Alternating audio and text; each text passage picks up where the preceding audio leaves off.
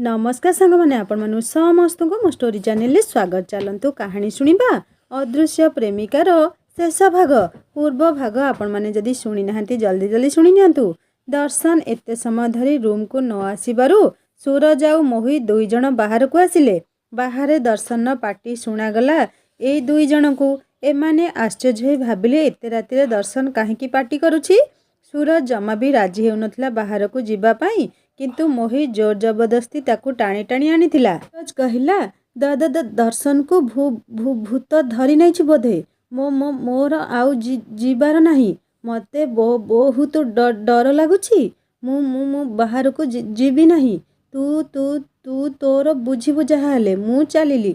सूरज भीतर को जीवा पाई उद्यत हेबा समय मोहित ता हाथ धरी नहीं कहला अरे मु अच्छी तो तू डर नहीं। सूरज कहला तू मो हाथ छाड़े तो आपे बंचिले बापन ना, मोर एते साहस नहीं।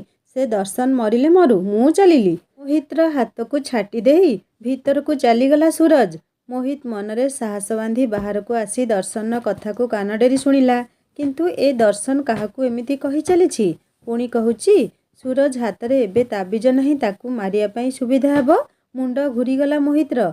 से आउ काल विलम्ब न करी पशिगला घर भीतर को। भूत भूत कही पाटी करी उठिला सूरज। मोहित एपटे तो भयरे थिला, पुणी सूरज पाटी करिबा सुनी रागी जाई ता गाल को कसिकी चटकणाटिए लगेदेला। सूरज भयरे पाटी करी उठुथाए आउ कहूथाए मते मारुचु काहींकी मोहित। मोहित कहला मारिछि कोउठी, तते जीवनरू मारी देया पई आसिलाणी से। सूरज कहला किए दिशा ना कौन। मोहित कहला मु जानी नहीं किए। दर्शन तो कहूतुला काहाकू गोटे तो हाथ रे ताबिज नहीं बोली एबे तते मारिबा सहज हेब। भयरे सूरजर मुह कलाकाठ पड़ी आसिला। पागल परी मो ताबिज कही अंडली पकेला चारिआडे। गोटे दर्शन पाखकू दिशा आसी कहूथाए तो पाखरे से ताबिज थिला बोली मु तो डाक शुणी पारुथुले भी मो उत्तर तू शुणी पारु नथुलु। आउ सूरज मोहित को जना पड़ी गलानी जे से ताबिजटी को तू लुचाई नहीं आसीछु बोली। तेणु शीघ्र शीघ्र जाई सेई बरगछ मूलरे माटी आंपुड़ी दे पोती दे आसे ताबिजटी को, नहले से सूरज आसी जदि ता हाथ रे धरी भी निए मु किछि भी करि परिबि नहीं। ओल्टा आहुरी तोर से दुई जन खेती करिया पई चेष्टा करिवे, आउ सेते बेले भी मु तते सुरक्षा देई परिबि नहीं। दर्शन हो कही दे दौड़ी गला बरगछ मूल पाखकू। आउ हाथ रे आंपुड़ी पकेला किछि माटी। ताबिजटी को गातरे पकई दे पुणी ता उपरे आउ किछि माटी दे समान करि देला। दर्शन कला दिशा काम हो गला। सूरज सेते बेलकू घर सारा खोजी खोजी थकी पड़िलाणी। से कुआड़े भी पाऊ नहीं ताबिज, कौन करिब अबे। तांत्रिक बाबा बारंबार कहितिले ताबिजटी को न खोलिया पाई। से ए दर्शन आउ मोहित कथारे पड़ी खोलीदेला। एबे तार मृत्यु सुनिश्चित। निश्चय दर्शन सेमान सहित विश्वासघातकता करिछि। कौशल रे ताबिजटी को खोला कराइदेला, आउ सांगरे नहीं भी जाइछि बोध हुए। सूरज कहला मोहित मु मो ताबिज पाऊ नहीं, टिके मते साहाଯ୍ୟ करे। मते लागुछि दर्शन ता सहित नहीं जाइछि। चाले ता पाखकू। से बदमाश मते बोका बनै दे मो ताबिज नहीं गला, छाड़ीबिनी मु ताकू मारिदेवी ताकू से दिशा परी। मोहित कहला तू एठी मरिबू मरिबू हेलुणी, पुणी दर्शन को मारिया कथा भाबुछु। निज जीवनरू पानी छड़ेई दे रे पुआ, तू मरिबू मु भी मरिबी, केही बंचिबू नहीं आमे। सूरज कहला तू से पागल कथा बंद कर। दर्शन बाहर को जाइथिला, ता पाखरे ही मो ताबिज थिबो मु जानिछि। तू टिके मो सहित बाहर को चाले। मोहित कहला ना बाबा ना, मोर आउ बाहर को जीवार नहीं, मारिदेव से दिशा मते, तू तोर जा। सूरज सेते बेलकू कांदी पकेइलाणी। से जानी भी नेलाणी जे जदि घरे बिना ताबिज रहिबो ताहाले भी मरिबो, आउ जदि बाहर को जाए ताहाले भी मरिबो। भल हेबो बरं जदि बाहर को जाई ताबिजटी पाईगला आउ किछि चिंता नहीं, किंतु मनरे साहस बांधी पार नहीं। से मोहित भी संपूर्ण नाराज बाहर को जीवा पाई। दिशा कहला दर्शन एबे से सूरज को आगे नहीं आसे बाहर को मो पाखकू। दर्शन कहला किंतु से कौन आसीबो। दिशा कहला हाँ आसीबो, ताकू आसिया पाई ही पड़िबो। दर्शन कहला किंतु केमिति, मु डाकिले से जमा भी शुणिबो नहीं। दिशा कहला से एबे ता ताबिज खोजी न पाइबा परे संदेह करुछि तू नहीं आसीछु बोली। सेथिपाई से बाहर को आसी ता ताबिजटी को हाथ को नेबा लगी चाहुछि, किंतु मोहित राजी हेउ नहीं बाहर को आसिया पाई। आउ सूरज निजे भी साहस बांधी पारु नहीं एका आसीबा लगी। जदि एही समय तू जीबू से सांगे सांगे तो सह बाहर को आसिया पाई चाहिबो। शीघ्र जा दर्शन। ଦର୍ଶନ କହିଲା ସେ ଯଦି ସନ୍ଦେହ କରୁଛି ମୁଁ ତା ତାବିଜ ନେଇଛି ବୋଲି ତାହେଲେ ସେ ମୋତେ ନ ମାଗି ପୁଣି ମୋ ସହ ବାହାରକୁ କେମିତି ଆସିବ? ସେ କ'ଣ ଛୋଟ ଛୁଆ ଯେ ଜାଣିପାରିବ ନାହିଁ କିଛି? ଯିଏ ଚୋର ତା ସହିତ ମିଶି କ'ଣ କେବେ ଚୋରି ହୋଇଥିବା ସାମଗ୍ରୀ ଖୋଜାଯାଏ? ଦିଶା କହିଲା ସେ ଏବେ ବହୁତ ଭୟଭୀତ ଅବସ୍ଥାରେ ଅଛି। ତତେ ଦେଖିବା ମାତ୍ରେ ଏସବୁ କଥା ତା ମନକୁ ଆସିବ ନାହିଁ, ବରଂ ଆହୁରି ସାହସ ମିଳିବ ତାକୁ ତତେ ଦେଖି। ଆଉ ସେ ସାଙ୍ଗେ ସାଙ୍ଗେ କହିବ ବାହାରକୁ ଆସିବା ପାଇଁ, କାହିଁକି ନା ଏବେ ତା ତାବିଜ ତାର ବହୁ ଦରକାର। ଏଥିପାଇଁ ସେ ପାଗଳ ପରି ଖୋଜୁଛି। ଏଇ ସୁଯୋଗର ଫାଇଦା ନେବାକୁ ପଡ଼ିବ ଆମକୁ। ଜଲ୍ଦି ଯାଇ ତାକୁ ବାହାରକୁ ନେଇ ଆସେ, ତା ପରର କାମ ମୁଁ କରିବି। ଦର୍ଶନ ଆଉ କାଳ ବିଳମ୍ବ ନ କରି ପଶିଗଲା ଘର ଭିତରକୁ। ଆଉ ଦିଶା କହିବା ଅନୁସାରେ ହିଁ ହେଲା। ଦର୍ଶନକୁ ଦେଖି ସୁରଜ ସାଙ୍ଗେ ସାଙ୍ଗେ କହି ପକେଇଲା, ଦର୍ଶନ ଟିକେ ବାହାରକୁ ଚାଲେ, ମୋ ତାବିଜ ପାଉନାହିଁ। ଦର୍ଶନ କିଛି କହିବା ପାଇଁ ଯାଉଥିଲା, ମୋହିତ ସାଙ୍ଗେ ସାଙ୍ଗେ କହିଦେଲା, ତୋ ମୁଣ୍ଡ ଫୁଣ୍ଡ ଖରାପ ଅଛି ନା କ'ଣ? ଏଇ ଦର୍ଶନ ହିଁ ଭୂତ। ତୋ ତାବିଜ ସେଇ ହିଁ ଲୁଚେଇ ନେଇଯାଇଛି, ଆଉ ତୁ ତାକୁ ଡାକୁଛୁ ବାହାରକୁ ଯିବା ପାଇଁ ତୋ ସହ। ସୁରଜ କହିଲା, ତୁ ପାଟି ବନ୍ଦ କର। ଏ ଦର୍ଶନ ଶୀଘ୍ର ଚାଲେ ମୋ ସହିତ। ମୋ ତାବିଜ ନ ପାଇଲେ ସେ ମୋତେ ମାରିଦେବ। ଏଇ ଥରେ ମୁଁ ପାଇଯାଏ ମୋ ତାବିଜ, ଆଉ କେବେ ଭୁଲରେ ବି ହାତରୁ ଖୋଲିବି ନାହିଁ। ଆସେ ଶୀଘ୍ର। ଦର୍ଶନ ହଁ କହି ହଉ ହଉ ଚାଲେ।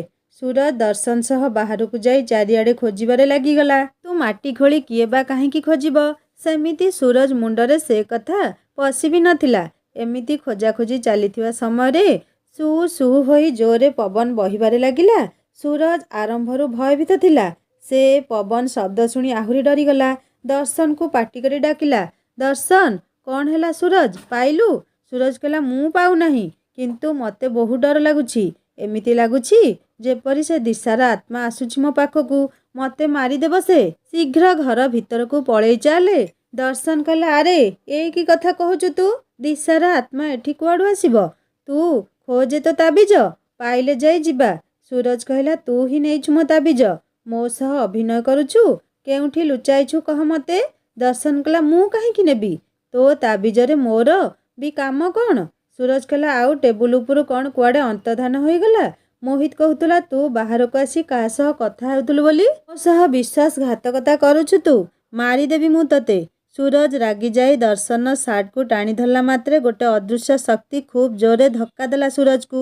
ସେ ଛିଟିକି ଯାଇ ତଳେ ମୁହଁ ମାଡ଼ି ପଡ଼ିଗଲା। ଆଉ ଡରରେ ବାପା ଲୋ ମା ଲୋ ହୋଇ ଘର ଆଡ଼କୁ ଦୌଡ଼ିବାରେ ଲାଗିଲା। ଏପଟେ ମୋହିତ ଭୟରେ ଏଇ ଦୁଇ ଜଣ ଯିବା ପରେ ଭିତର ପଟରୁ କବାଟ ବନ୍ଦ କରିଦେଇଥିଲା। ସୁରଜ ଯାଇ ଦୁଆର ମୁହଁ ପାଖରେ କବାଟ ବାଡ଼େଇ ବାଡ଼େଇ ଯେତେ ଡାକିଲା କେହି ଶୁଣିଲେ ନାହିଁ। ମୋହିତ ଜାଣିଶୁଣି ନିଜ ଜୀବନ ଭୟରେ ଆଉ କବାଟ ଖୋଲିଲା ନାହିଁ। ସୁରଜ କବାଟ ବାଡ଼େଇ ବାଡ଼େଇ ଧଇଁସଇଁ ହୋଇ ପଡ଼ିଲା। ଦର୍ଶନ ରାତିରେ ସୁରଜର ମା ଆଉ ବାପାଙ୍କ ଖାଇବାରେ ନିଦ ଔଷଧ ମିଶାଇ ଦେଇଥିଲା। ସେଥିପାଇଁ ସୁରଜର ମା ବାପା ବି ନିଘୋଡ଼ ନିଦରେ ଶୋଇ ପଡ଼ିଥିଲେ। ସୁରଜର ପାଟି କେବଳ ମୋହିତ ଶୁଣିପାରୁଥିଲା, କିନ୍ତୁ ତାର ଆଉ ସାହସ ନଥିଲା କବାଟ ଖୋଲିବା ପାଇଁ।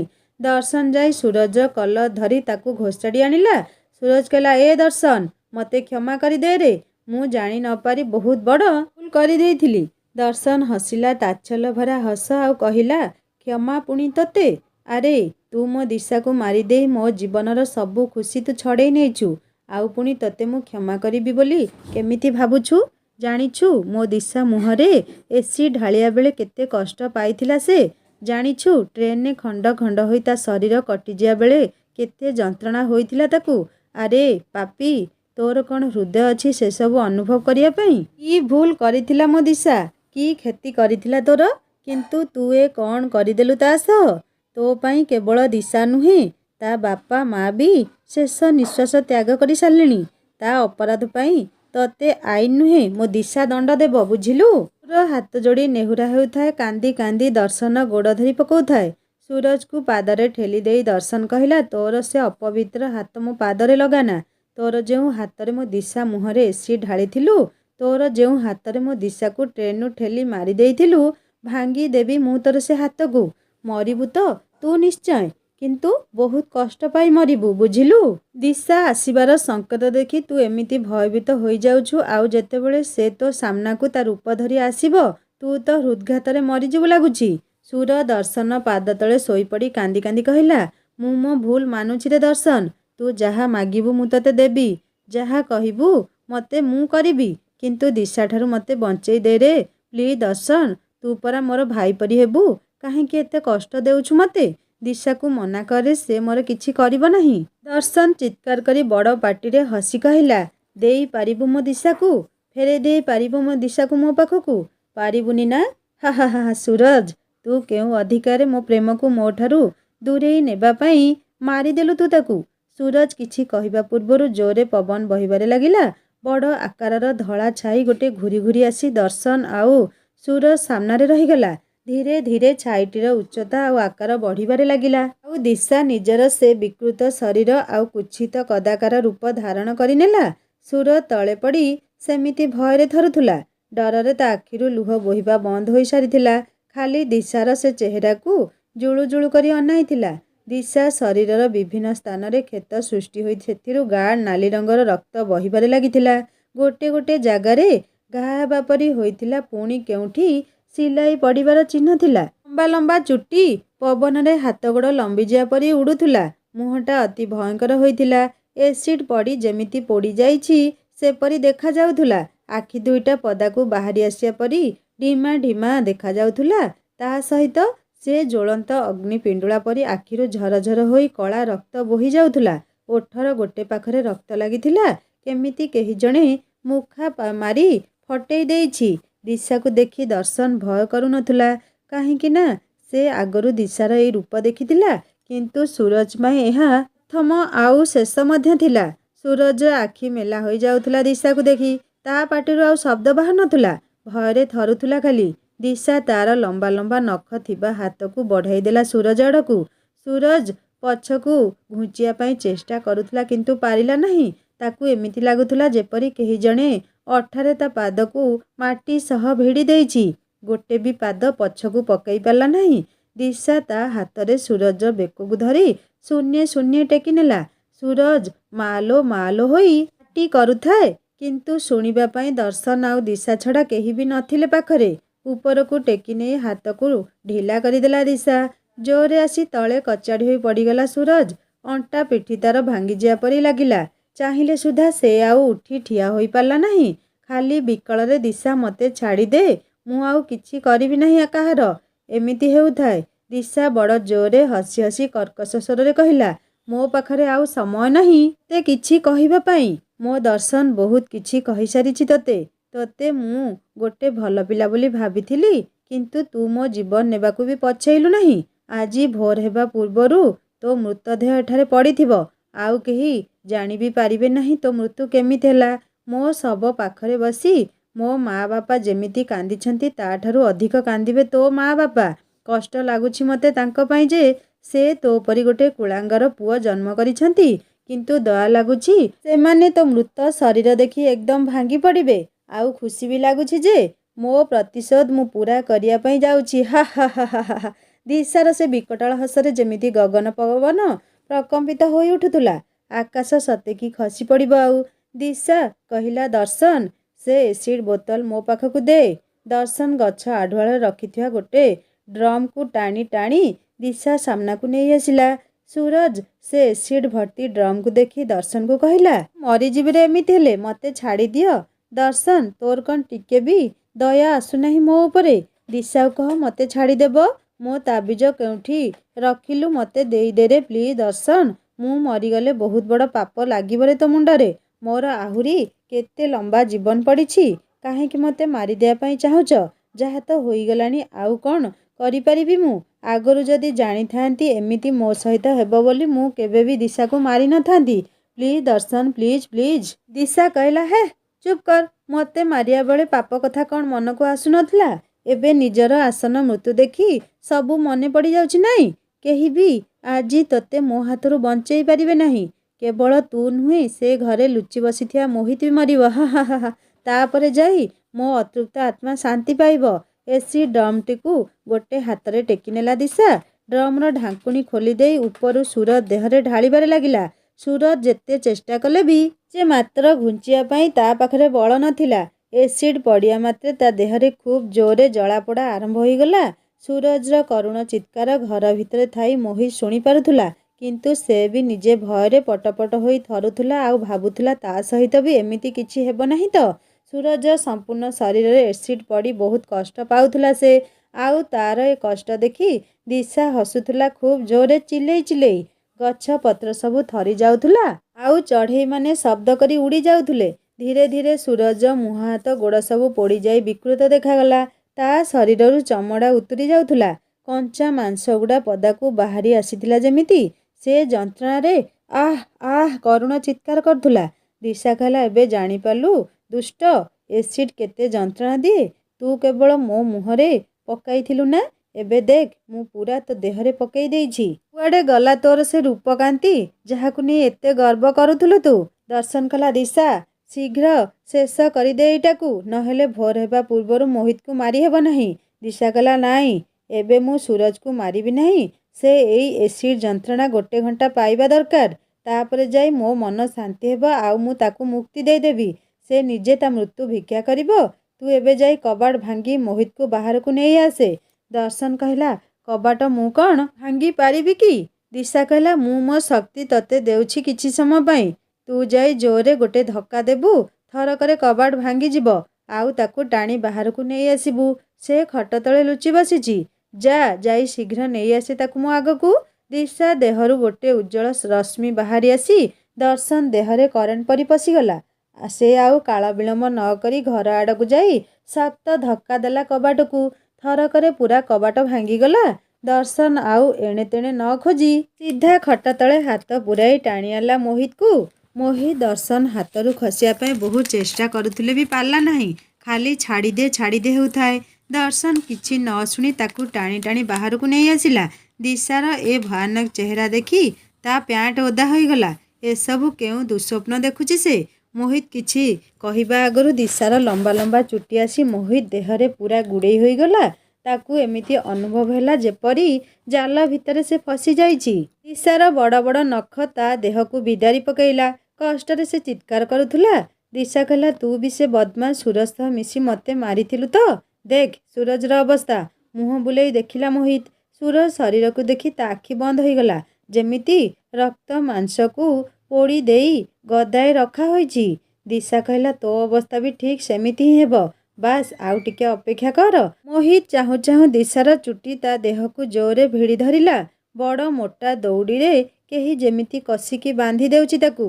ଧୀରେ ଧୀରେ ତା ସର୍ବାଙ୍ଗ ଖୁବ୍ ଜୋରରେ ବିନ୍ଧା ହେଲା। କଷ୍ଟରେ ପାଟି କରୁଥିଲା ସେ। ଭିତରେ ଭିତରେ ହାଡ଼ ସବୁ ଚୂନା ହେବାରେ ଲାଗିଲା। ଗୁଡ଼ା ଯାଇଥିବା ଚୁଟିକୁ ଖୋଲିଦେଲା ଦିଶା। ଛାଟି ପିଟି ହୋଇ ତଳେ ପଡ଼ିଗଲା ମୋହିତ। ପୁଣି ଥରେ ଏସିଡ୍ ଭର୍ତ୍ତି ଡ୍ରମ୍କୁ ଦିଶା ତା ହାତରେ ଟେକି ନେଇ ଢାଳିଦେଲା ମୋହିତ ଉପରେ। ମୋହିତର କରୁଣ ଚିତ୍କାର, ସେ ଛାତିଥରା ଦୃଶ୍ୟ ଜଣେ ସାଧାରଣ ମଣିଷ ପକ୍ଷେ ଦେଖିବା କଷ୍ଟକର ଥିଲା। ଚାହୁଁ ଚାହୁଁ ଦିଶାର ନଖ ବଡ଼ ବଡ଼ ହୋଇ କରତ ଆକାରର ହୋଇଗଲା। ମୃତ୍ୟୁ ପାଇଁ ଚାହିଁ ରହିଥିବା ସୁରଜକୁ ଟାଣି ଆଣିଲା ଦିଶା। ଆଉ ନିଜ କରତ ପରି ନଖରେ ଖଣ୍ଡ ଖଣ୍ଡ କରି କାଟିଦେଲା ସୁରଜକୁ। ଦର୍ଶନ ଆଖି ଆଗରେ ସୁକୁ ସୁକୁ ହେଉଥିବା ସୁରଜ ଶରୀର ନିସ୍ତେଜ ହୋଇଯାଇଥିଲା ଆଉ ଭୂଇଁ ଉପରେ ଖଣ୍ଡ ବିଖଣ୍ଡିତ ହୋଇ ପଡ଼ି ରହିଥିଲା। ଏବେ ମୋହିତର ପାଳି। ସେ ବଡ଼ ଜୋରରେ ପାଟି କରୁଥାଏ ଯନ୍ତ୍ରଣା ଯୋଗୁଁ। ସୁରଜର ଶରୀରକୁ ନଖରେ କାଟିବା ପରି ମୋହିତର ଶରୀରକୁ ବି କାଟି ପକାଇଲା ଦିଶା। ରକ୍ତ ବୋହି ମାଟି ଓଦା ହୋଇ ଯାଇଥିଲା।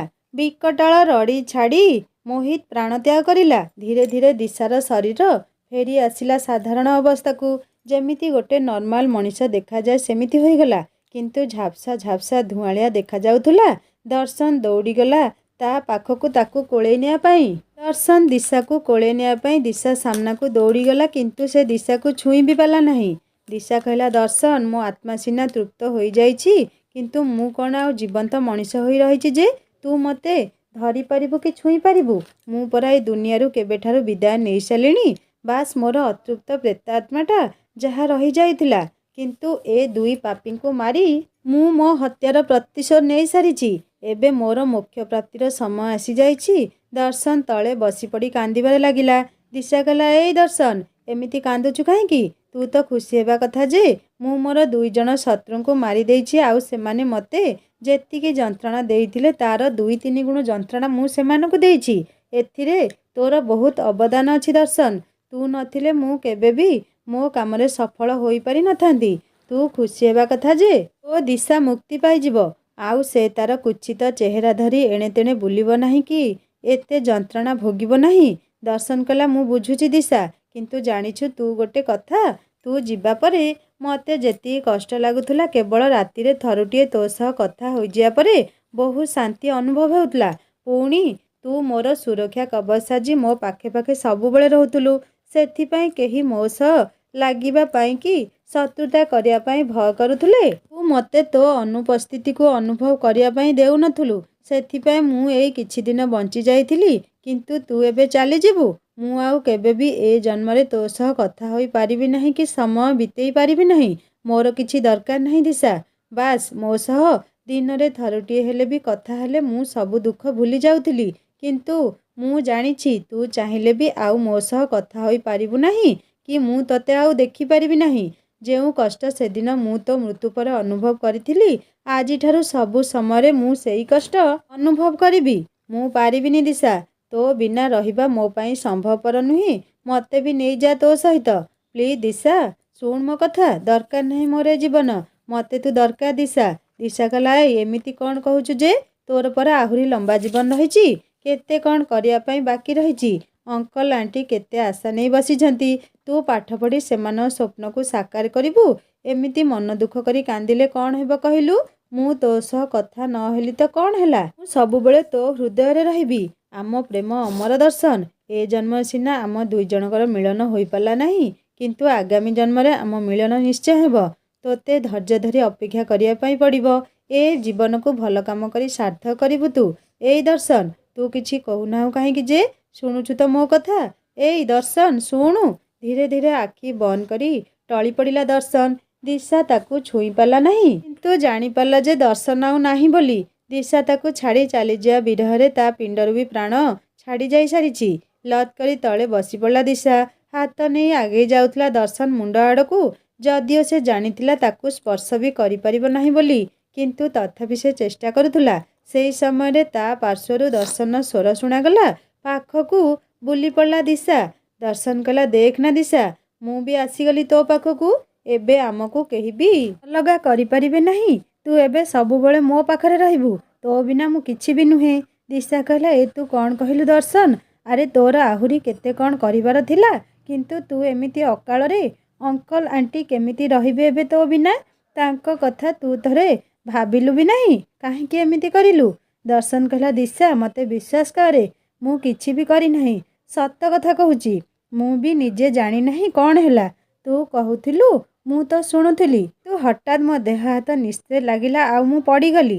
ଏବେ ଆଖି ଖୋଲି ଦେଖିଲି ମୋ ଶବ ପଡ଼ିଛି ସାମ୍ନାରେ। ଆଉ ମୁଁ ବୁଝିଗଲି ମୋ ମୃତ୍ୟୁ ହୋଇସାରିଛି ବୋଲି।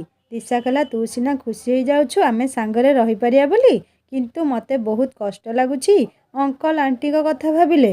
ସକାଳେ ଯେତେବେଳେ ସମସ୍ତେ ଆସି ଦେଖୁଥିବେ ତୁମ ତିନି ଜଣଙ୍କ ମୃତଦେହ, କ'ଣ ହେବ ତୋ ମା ବାପାଙ୍କ ଅବସ୍ଥା?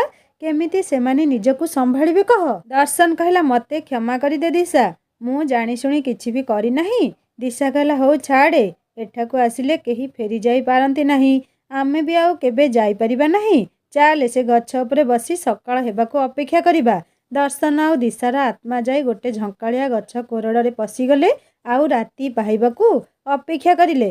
ସକାଳ ହେଲା। ପ୍ରଥମେ ସେଠାକୁ ଜଣେ ଲୋକ ଆସିଲେ।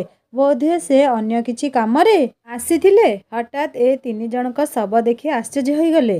ଦର୍ଶନର ଶରୀର ଅକ୍ଷତ ଅବସ୍ଥା ଥିଲା, କିନ୍ତୁ ସୁରଜ ଆଉ ମୋହିତର ଶରୀରର ଏକାପରି ଅବସ୍ଥା ହୋଇଥିଲା। ସେ ଲୋକ ଜଣକ ଦୌଡ଼ି ପଳାଇଗଲେ। ପ୍ରାୟ 10 ମିନିଟ୍ ପରେ ଆଉ 10-12 ଜଣ ଲୋକ ଆସିଲେ। କିଛି ଲୋକ ସେଠାରେ ଜଗିକି ରହିଲେ, ଆଉ କିଛି ଲୋକ ଗଲେ ଦର୍ଶନ ଘରକୁ ଖବର ଦେବା ପାଇଁ। ଦିଶା କହିଲା, ମୋତେ ବହୁତ ଭୟ ଲାଗୁଛି ଦର୍ଶନ। ଅଙ୍କଲ ଆଣ୍ଟି କ'ଣ କରିବେ ଏସବୁ ଶୁଣି ସାରିବା ପରେ? ମୁଁ ଦେଖିପାରିବି ନାହିଁ ସେମାନଙ୍କୁ ଏତେ କଷ୍ଟ ପାଇବାର। ମୁଁ ଯାଉଛି। ଦର୍ଶନ କହିଲା, ରହ ଦିଶା, ମୋର ମରିବାର ଥିଲା, ସେଇଥିପାଇଁ ମୁଁ ମରିଗଲି। ଯେମିତି ହେଲେ ବି ମୋ ମୃତ୍ୟୁ ହୋଇଥାନ୍ତା। ଦିଶା କହିଲା, କିନ୍ତୁ ମୋତେ କାହିଁକି ଏମିତି ଲାଗୁଛି ଯେ ମୋ ପାଇଁ ହିଁ ତୋର ମୃତ୍ୟୁ ହୋଇଛି। ତୁ ଯଦି କାଲି ରାତିରେ ଘରେ ରହିଥାନ୍ତୁ, ତାହେଲେ କେବେ ବି ତୋ ସହିତ ଏସବୁ କିଛି ହୋଇନଥାନ୍ତା। ମୁଁ ନିଜେ ଦୋଷୀ ତୋ ମୃତ୍ୟୁର। ମୋତେ କ୍ଷମା କରିଦେ ଦର୍ଶନ। ମୁଁ ଚାହିଁଲେ ବି କିଛି କରିପାରୁନାହିଁ। ଦର୍ଶନ କହିଲା, ଆରେ ତୁ କାହିଁ ମନ ଦୁଃଖ କରୁଛୁ କହିଲୁ? ଯାହା ହେବାର ଥିଲା ତ ହେଲା। ତୋ ପାଇଁ କ'ଣ ହେଲା ବୋଲି କହୁଛୁ? ମୁଁ ତୋ ବିରହ ବେଦନା ସହ୍ୟ କରିପାରିଲି ନାହିଁ। ସେଇଥିପାଇଁ ମୁଁ ନିଜେ ହିଁ ମୋ ମୃତ୍ୟୁ ପାଇଁ ଦାୟୀ। ସେ ବି ଯାହା ହୋଇଛି ଠିକ୍ ହୋଇଛି। ମୁଁ ବଞ୍ଚିଥିଲେ ବି କେବେ ତୋ ବିନା ଏକା ରହିପାରିନଥାନ୍ତି। ଦିନ ରାତି କାନ୍ଦି କାନ୍ଦି ଶେଷରେ ପାଗଳ ହୋଇଯାଇଥାନ୍ତି। ଯାହା ହୋଇଛି ଭଲ ହୋଇଛି ଦିଶା। ମୁଁ ତୋ ପାଖକୁ ଆସି ଯାଇଛି ସେଇଥିପାଇଁ ମୁଁ ବହୁତ ଖୁସି ଦିଶା। ଦିଶା କହିଲା, ଦେଖ ଅଙ୍କଲ ଆଣ୍ଟି ଆସିଗଲେ। ପାଗିଳିଙ୍କ ପରି କାନ୍ଦି କାନ୍ଦି ଆସି ଦର୍ଶନ ଶବ ପାଖରେ ଚେତା ହରାଇ ପଡ଼ିଗଲେ ସୁରଭି। ତାଙ୍କ ମୁହଁରେ ପାଣି ଛାଟି ତାଙ୍କୁ ହୋସକୁ ଅଣାଗଲା। ସେ ଅଧୈର୍ଯ୍ୟ ହୋଇ ପ୍ରଳାପ କରିବାରେ ଲାଗିଥାନ୍ତି। ଦର୍ଶନ ବାପା ନିଜ ଆଖିରୁ ଲୁହ ପୋଛି ତାଙ୍କୁ ବୁଝାଇବା ପାଇଁ କହିଲେ, ଆମ ପୁଅର ଆୟୁଷ ଯେତିକି ଦିନ ଯାଏଁ ଥିଲା ସେ ସେତିକି ଦିନ ପର୍ଯ୍ୟନ୍ତ ଆମ ପାଖରେ ରହିଲା। ଏବେ ତା ଆୟୁଷ ପୁରିଗଲା, ସେ ଚାଲିଗଲା ସୁରଭି। ତୁମେ ତ ନିଜେ ଦେଖିଛ ସେ କେତେ କଷ୍ଟରେ ଥିଲା। ଦିଶାର ମୃତ୍ୟୁ ପରଠାରୁ ସେ ଯେମିତି ଖାଇବା ପିଇବା ଭୁଲି ସାରିଥିଲା। ଦିନ ରାତି ବସି କେବଳ ଦିଶା କଥା ଭାବୁଥିଲା। ତା ସହ ଖାଇବା ପିଇବା ଠିକରେ ନ କରି ନିଜ ଶରୀରକୁ କ୍ଷୀଣ କରି ସାରିଥିଲା। ଏବେ ସେ ମୁକ୍ତି ପାଇଗଲା ସୁରଭି। ସେ ଆଉ ଦିଶା ଏକାଠି ହୋଇଯିବେ। ଆମେ ବି ସେମାନଙ୍କ ମିଳନରେ ଖୁସି ହେବା ଦରକାର ସୁରଭି। ତୁମେ ଏମିତି କନ୍ଦାକଟା କରିଲେ ତା ଆତ୍ମା ବି କଷ୍ଟ ପାଇବ। ଗୋଟେ ଆଶ୍ଚର୍ଯ୍ୟ ଜିନିଷ ଲକ୍ଷ୍ୟ କରିଛ? ଏ ଦୁଇ ଜଣଙ୍କ ଶରୀରର ଅବସ୍ଥା ଦେଖ ଆଉ ଆମ ଦର୍ଶନ ଶରୀରକୁ ଦେଖ। କିଛି ଅଜବ ଅଜବ ଲାଗୁନାହିଁ? ମୋତେ ତ ଏମିତି ଲାଗୁଛି ଯେପରି କିଛି ଗୋଟେ ରହସ୍ୟ ଅଛି। ସୁରଭି ବି ଧୀରେ ଧୀରେ ବୁଝିଗଲେ ଆଉ କହିଲେ, ହଁ ମୋତେ ବି ଟିକେ ଅଲଗା ଅଲଗା ଲାଗୁଛି। ଦର୍ଶନ ବାପା କହିଲେ, ହଉ ଏବେ ଉଠ, ଆମକୁ ସବୁ କ୍ରିୟାକର୍ମ ସାରିବା ପାଇଁ ପଡ଼ିବ। ଆଉ ମୋ ମତରେ ଜଣେ ସିଦ୍ଧ ବାବାଙ୍କୁ ଡାକି ଆଜି ସନ୍ଧ୍ୟାରେ ଗୋଟେ ପୂଜା କରିଦେଲେ ହେବ। ଆମେ ତ ଜାଣିନାହୁଁ ଦିଶା ଆଉ ଦର୍ଶନ ଆତ୍ମା ଶାନ୍ତି ପାଇଛନ୍ତି କି ନାହିଁ, ସେଥିପାଇଁ କହୁଥିଲି। ନା କ'ଣ କହୁଛ ସୁରଭି? ସୁରଭି କହିଲେ, ଯାହା ତୁମ ଇଚ୍ଛା କର। କିନ୍ତୁ ମୋ ପୁଅ ପୁଣି କାନ୍ଦିବାରେ ଲାଗିଲେ ସୁରଭି। ଯେତେ ହେଲେ ବି ଗୋଟେ ପୁଅକୁ ହରେଇବାର ଦୁଃଖ ମା ପାଇଁ ଯେ କେତେ ଯନ୍ତ୍ରଣାଦାୟକ ତାହା ଆଉ କେହି ବୁଝିପାରିବେ ନାହିଁ। ବହୁତ କଷ୍ଟରେ ବୁଝାସୁଝା କରି ତାକୁ ଉତ୍ତମ ଅବସ୍ଥାକୁ ଅଣାଗଲା। ଯାହା ହଉ ସେମିତିରେ ତିନି ଜଣଙ୍କୁ ସଲିଳ ସମାଧି ଦିଆଗଲା। ସେଦିନ ସନ୍ଧ୍ୟାରେ ଦର୍ଶନ ବାପା ଜଣେ ସିଦ୍ଧ ବାବାଙ୍କୁ ଡାକି ପୂଜା କରିବା ପାଇଁ କହିଲେ। ସେ ସ୍ପିରିଟ୍ କଲ୍ କରି ଦର୍ଶନ ଆଉ ଦିଶାକୁ ଡାକିଲେ। ଦୁଇ ଜଣ ଦର୍ଶନ ମା ବାପାଙ୍କ ଆଗରେ ସେମାନଙ୍କ ପ୍ରେମ ସମ୍ପର୍କଠାରୁ ଆରମ୍ଭ କରି ଆଜି ପର୍ଯ୍ୟନ୍ତ ସବୁ କଥା ଗୋଟି ଗୋଟି କରି କହିଗଲେ। ସୁରଭି ବହୁତ ମନ ଦୁଃଖ ବି କରିଲେ ସବୁ ଶୁଣି ସାରିବା ପରେ। ଦର୍ଶନ ବାପା କହିଲେ, ବାବା ମୁଁ ଚାହୁଁଛି ବାପା ହିସାବରେ ମୋ ପୁଅ ଆଉ ଦିଶାର ବିବାହ କରେଇ ଦିଅନ୍ତୁ। ଆଗାମୀ ଗୋଟେ ଜନ୍ମ ନେବା ପୂର୍ବରୁ ସେମାନେ ଯେତିକି ଦିନ ବି ସାଙ୍ଗରେ ରହିବେ, ସ୍ୱାମୀ ସ୍ତ୍ରୀ ହୋଇ ଗୋଟେ ବୈବାହିକ ଜୀବନ ଅତିବାହିତ କରନ୍ତୁ। ସେମାନଙ୍କର ଭାଗ୍ୟ ତ ଏସବୁ ଖୁସି ପାଇଁ ସାଥ ଦେଲା ନାହିଁ, କିନ୍ତୁ ଏବେ ବି ସେମାନେ ସାଙ୍ଗରେ ରହିପାରିବେ। ଆପଣ ସେ ଦୁଇ ଜଣଙ୍କର ବିବାହ କରିଦିଅନ୍ତୁ। ସୁରଭି ଆଉ ମୁଁ ଅଛୁ ସେ ଦୁଇ ଜଣଙ୍କ ଅଭିଭାବକ ଭାବେ। ବାବା କହିଲେ, ଦର୍ଶନ ଦିଶା ତୁମେ ଦୁଇ ଜଣ ରାଜି ତ ଏ ବିବାହରେ? ଦର୍ଶନ ଆଉ ଦିଶା ଖୁସିରେ ଏକା ସାଙ୍ଗରେ କହି ଉଠିଲେ, ଆଜ୍ଞା ବାବା। ତାପରେ ବୈଦିକ ରୀତିନୀତି ଅନୁସାରେ ଦର୍ଶନ ଓ ଦିଶାର ବିବାହ ଅନୁଷ୍ଠିତ ହେଲା। ଦୁଇ ଜଣ ସୁରଭି ଆଉ ତାଙ୍କ ସ୍ୱାମୀ ଆଗରେ ପତି ପତ୍ନୀ ହୋଇଗଲେ। ଦର୍ଶନ ମା ଓ ବାପା ସିଦ୍ଧ ତାନ୍ତ୍ରିକ ବାବାଙ୍କୁ ଉପଯୁକ୍ତ ପାଉଣା ଦେଇ ନିଜ ମନକୁ ବୁଝାଇ ନେଲେ ଆଉ ଦର୍ଶନ ଓ ଦିଶାର ଖୁସିକୁ ପାଥେୟ କରି ବାକିତକ ଜୀବନ କାଟିବାର ନିଷ୍ପତ୍ତି ନେଲେ। ବାବା ଓ ଦର୍ଶନ ମା ବାପା ସେମାନଙ୍କୁ ଆଶୀର୍ବାଦ କରି ଘରକୁ ଫେରିଲେ।